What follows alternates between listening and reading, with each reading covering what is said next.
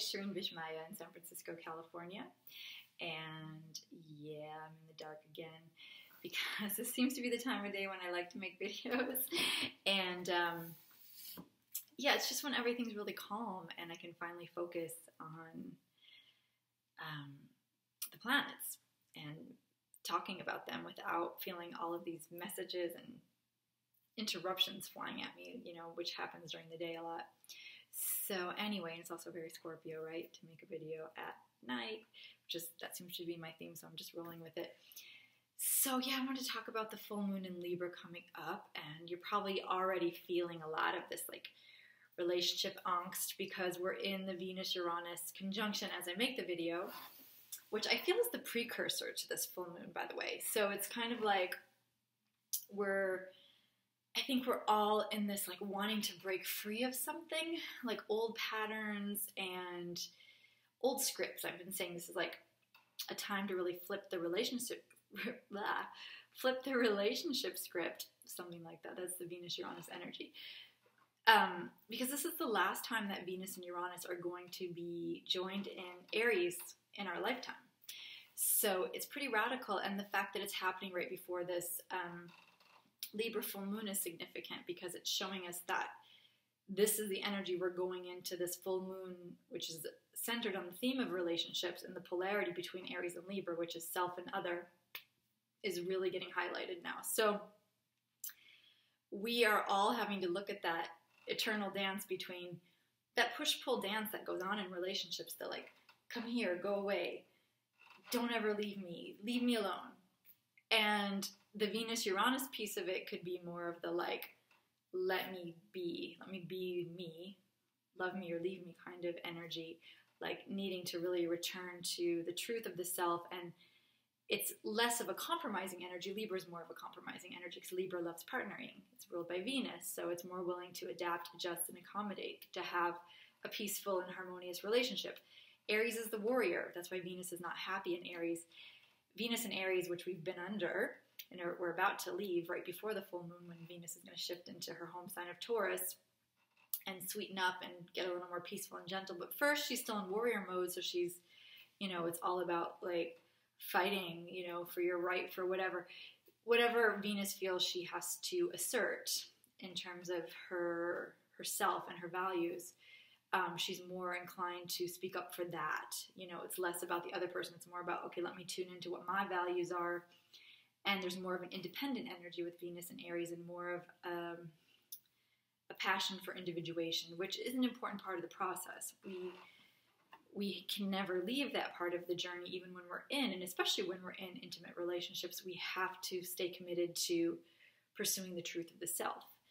And in fact, the relationship is the mirror for that. So it's an excellent mirror, and we graduate to relationship. It's not like the relationship comes first and then we graduate to individuation. We need to work on the individuation in order to get into a healthy relationship. So it can't be an excuse for the individuation process, which is the problem. A lot of people want to, this is James Hollis's work, he's a Jungian analyst, abandon the individuation process and just cling on to another human and hope that they'll do the work for them, instead of looking at their own journey, like really being in their own journey and developing a sense of self and finding themselves independent of the relationship, not identifying in, you know, as the partner. So, I mean, that's a really extreme way to put it, but we're all constantly, like I said, in that dance between self and other, and staying true to the self, and yet Jung also said that we cannot individuate alone. So we do need the other person. The irony is you get into the relationship to finally say like, okay, now I really want to be alone. And you really want to be alone. When you're alone, you often want to be in a relationship. So how do we find the place where we can be, like Rilke said, two solitudes protecting each other, meeting, greeting, and protecting each other? That's the goal, I feel.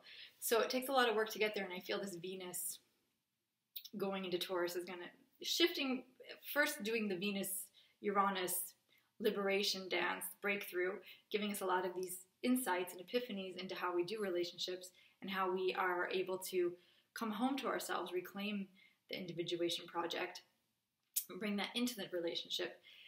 Once Venus goes into Taurus right before the full moon in Libra on Saturday, we can settle down, we can calm down, we can get more peaceful, and we can get back in touch with the part of us that does Venus well. So can really enjoy connection and enjoy beauty and pleasure again. So it'll be a nice shift because we've been in this kind of fiery, go, go, go energy of Aries, even though that said, it's been tempered by the Mars-Saturn war that we've been under too. So the sun's been besieged between Mars and Saturn over the last couple of days, and will continue. It's just starting to move out of that.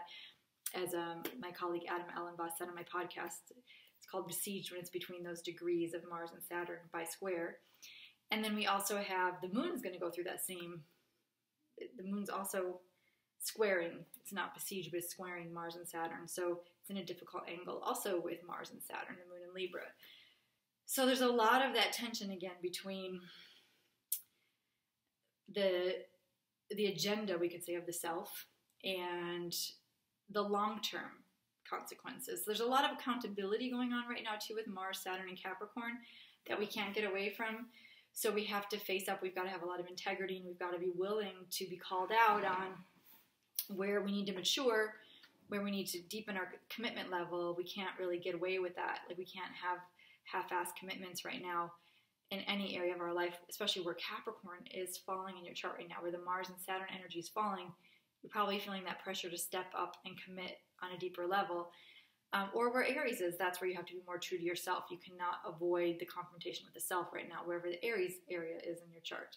And then where Libra is where you've got to do the adjustment and the balancing. It's where you've got to partner with that aspect of yourself. So we're all in this adjustment phase with the full moon in Libra coming up. And that's going to throw us back on ourselves. The need for balance throws us back on the self, the true self. And that requires sometimes spending time alone, and then going back into partnership or going back into relationship, and then coming out again, and it's that dance, you know? So you are going to be aware of that this weekend, and all of your one-on-one interactions, you're going to feel when you hit that point, you know, often we do when we're interacting, we're like, okay, I just need a break. I just need to be alone. And then there's times when you're alone for so long, you're like, okay, I just really need to hang out with somebody. So you'll find where you are on the spectrum of that this weekend. And it's a good time to adjust, and it's also a good time to look at where you want to revamp and realign and revise your value system, because that Venus-Uranus energy can really help us break through and, like I said, flip the scripts with our old relationship paradigms. So other than that, the big news is going to be the fact that the full moon is coming is arriving in at the same time as Passover and Easter. So there's that rebirth theme that's also happening. And we might not feel the full renewal, the full new clean slate, the full rebirth of spring until the new moon in Aries on the 15th, but it's coming. So hang in there. I know it's a really long drought. It's like a winter that never really ends. And it's felt like, when are we really going to feel that spring forward energy?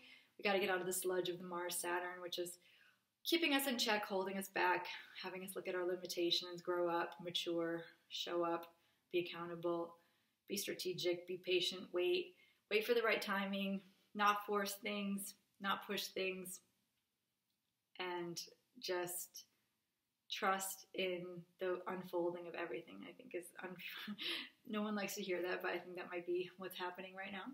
That might be the lesson for all of us. So here's to patience and waiting, and always more forgiveness we need, because all relationships need more forgiveness when we're in the Aries-Libra dynamic. And Libra tends to be, especially when we go with Venus and Taurus, there'll be a little more sweetness, less fighting energy that we've had with Aries. So it's a good time for slowing down and just coming into peace with others in your life right now. So I hope this is helpful, and please feel free to share. Speaking of others in your life, thanks.